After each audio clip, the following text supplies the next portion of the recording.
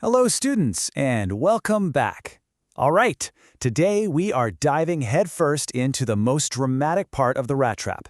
This is where a simple, honest mistake crashes into a powerful lesson on compassion. So let's jump right in. So let's do a quick recap.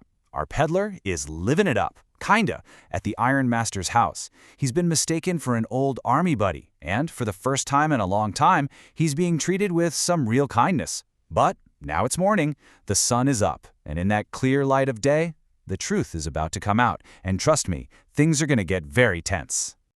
Okay, so the scene opens the next morning. Our peddler's had a good night's sleep. And get this, the Iron Master's valet has given him a total makeover. We're talking a complete transformation, and the change, it is absolutely incredible. And here we have it. Just look at this contrast. On one side, what he looked like at the forge. Ragged, dirty, suspicious.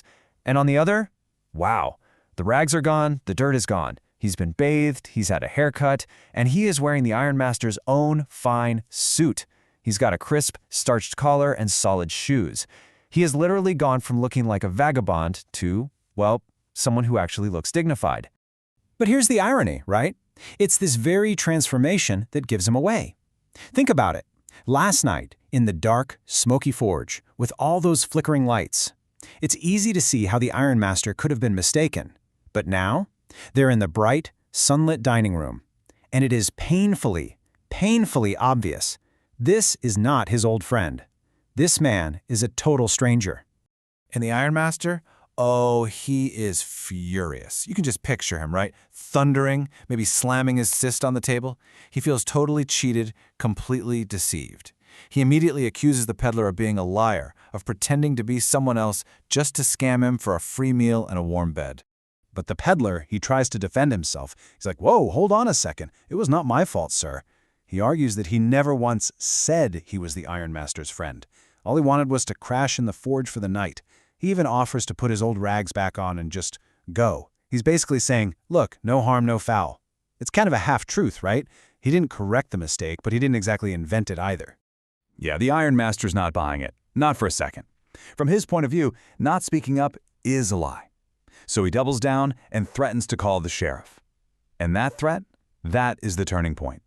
This is where the peddler stops being defensive and gets angry. He decides to fight back, not with his hands, but with his ideas. So now, feeling completely cornered, trapped you might say, the peddler unleashes his personal philosophy. It's this really cynical worldview, and you can tell it's been shaped by a whole lifetime of nothing but hardship. He looks the Iron Master dead in the eye and just lays it all out. He says, listen, this whole world, it's nothing but one giant rat trap. And all the good things in it, money, happiness, food, a warm house, that's all just bait. It's no different than the piece of cheese or pork you put in a little trap to catch a rat. And then he points his finger, figuratively, right at the Iron Master. He warns him, you're sitting here all high and mighty, threatening to call the sheriff on me, but just you wait. One day this world is going to offer you some bait. And you'll be tempted, you'll go for it, and then, snap, the trap will close on you too. It's this really intense moment about karma, right? He's saying that everyone, even the rich and powerful, can get caught. The funny thing is, the Iron Master actually laughs. He's this practical, no-nonsense guy, and he just finds the whole idea kind of amusing. But the peddler's words must have hit a nerve. Or maybe it's just the Christmas spirit. Either way, he decides, all right, fine, I'm not calling the sheriff. He just tells the peddler, now get out of here. So the peddler is just about to walk out the door, probably feeling totally defeated, when the story takes its biggest, most important turn. And it is all thanks to one person, Edla.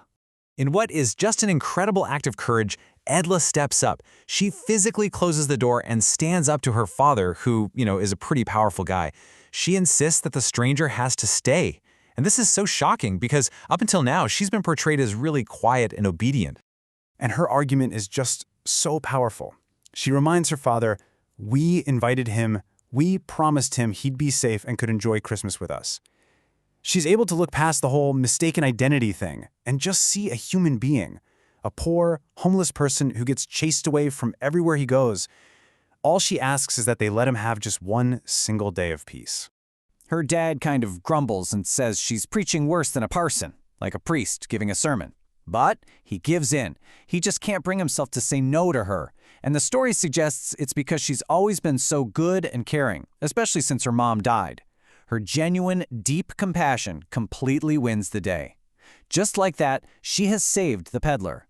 And because of Edla's incredible act of kindness, what happens next is something the peddler has never experienced before. I mean, not for years, maybe not ever.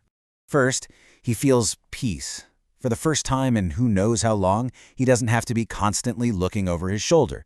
He's not scared of getting arrested or being chased off. He can finally, actually, let his guard down. And with that peace comes a feeling of safety. He gets it. As long as Edla's in the room, as long as he's under her protection, nothing bad is going to happen to him. And that feeling, it's totally alien to him. So what happens when you finally feel peace and safety after years of not having them? You sleep. After a real breakfast at a real table, the peddler just finds a sofa, lies down, and passes out into this deep, peaceful sleep. His entire Christmas Eve is just this beautifully simple cycle. Eat, sleep, repeat. They wake him up for lunch, he eats, he goes right back to sleep. They wake him up for Christmas dinner, he joins them, and then back to sleep. He doesn't cause a single bit of trouble. Why?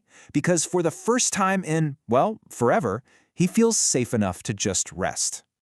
And just when you think the day is over, Edla does one more thing. One final, totally shocking act of kindness that leaves our peddler completely, utterly stunned.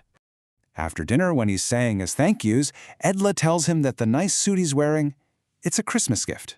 It's his to keep. But then she goes even further. She actually invites him to come back next Christmas, promising him that this will always be a safe place for him. And the peddler? He's just speechless. The book says he stared at her in boundless amazement. And you have to ask why. It's because he just can't process it.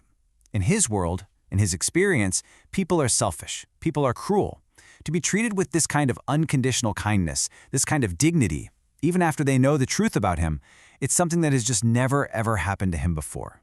So this incredible moment of generosity leaves us hanging with a really powerful question. Can a single act of compassion really be enough to break the trap? Can it actually change a person's life and help them escape that cynical, lonely world they've been stuck in? Well, we're going to find out in the final part of the story. Thank you for watching. If you found this explainer helpful, please like, share, and subscribe to my YouTube channel, The Ace Archive.